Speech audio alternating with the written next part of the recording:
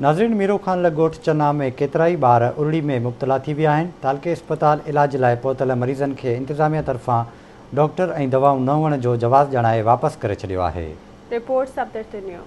Miro Khan लॻ ॻोठ चन्ना में उरड़ी तबाही मचाए छॾी आहे, जॾहिं त ॻोठ जा केतिराई ॿार हिन मूज़ी मर्ज़ में मुब्तला थी चुका आहिनि। उरड़ी वरितल मासूम ॿारनि जे वालिदेन तरफ़ां मुख़्तलिफ़ वक़्तनि ते जॾहिं इलाज लाइ खेनि तालका अस्पताल मीरो खान आंदो त उते मौजूदु अस्पताल इंतिज़ामिया तरफ़ां डॉक्टर ऐं दवा न हुअण जा जवाज़ ॼाणाए खेनि वापसि मोटाए छॾियो, जंहिं करे केतिराई ॿार इलाज न थियण करे सख़्तु तकलीफ़ुनि खे मुंहुं ॾेई रहिया आहिनि। उन हवाले सां ॻोठाणनि ऐं उरड़ी वरितल मासूम ॿारनि जे वालिदेन आवाज़ टीवी न्यूज़ सां पंहिंजा वीचार वंडे चयो त चनन में उरड़ी जी मरीज़नि जा ॿार आहिनि, असांजा 20-25-30 ॿार थींदा। सो असां नंढड़ी हिकिड़ी खणी वियासीं टुके जे लाइ। हुन चयो हिननि जो सिमो केरु खणंदो ई कंदो, डॉक्टर मोटाए छॾियो।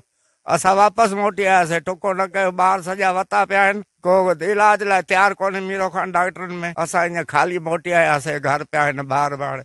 हुकूमत खे इहो ऐलान न थिए, हिननि ते एक्शन खणनि या अचनि टीम मोकिलनि जेको सॼे ॻोठ जो सर्वे थिए। उरड़ी में ॿार घणा वरितल आहिनि, 20-25-30 माण्हू हूंदा। असां वञूं था मीरो खान अस्पताल में, उते असांखे का न दवा मिले थी न कुझु। पंहिंजा मनपसंद माण्हू अचनि था, उन्हनि खे थैलियूं भरे था ॾियनि। असांखे चवनि तव्हां हलिया वञो, डॉक्टर बि कान्हे, न दवा आहे। मीरो खान अस्पताल ईअं छो थियो आहे? असां ग़रीबनि जो हक़ आहे असांखे मिले। सरकारी अस्पताल में वञूं था, असांखे दवा मिले नथी। असां ग़रीब माण्हू परेशान आहियूं, दवा जे लाइ असां वटि पैसो न आहे, पंहिंजे बच्चनि खे ॾेखारियूं। इन करे असां वियासीं सरकारी अस्पताल में, असांखे दवा बि न मिलियो। असां मोटी आयासीं, पंहिंजो ग़रीब बच्चो पंहिंजो खणी आयासीं, उली में वठिजी वियो आहे। असां इन खे ॾिसी बि न पिया सघूं। असां ग़रीबनि जो हक़ असांखे नथो मिले। अचनि था माना सिफारिश वारा, इन खे मिलनि था दवायूं, असां ग़रीबनि खे नथा मिलनि। ग़रीबनि जो हक़ आहे। हाणे जेकॾहिं ॿियनि माण्हू जो माना पंहिंजे सिफारिश करे माण्हू पंहिंजो कमु हलाए वञनि था, ग़रीब माण्हू काॾे वेंदा। उन ग़रीब मजबूरी जे करे पंहिंजे पैसे जे लाइ मोहताज आहिनि, रुपए बि कोन्हे ग़रीबनि वटि। उहो वञी करे 1000 रुपयो 1500 रुपया लॻनि था।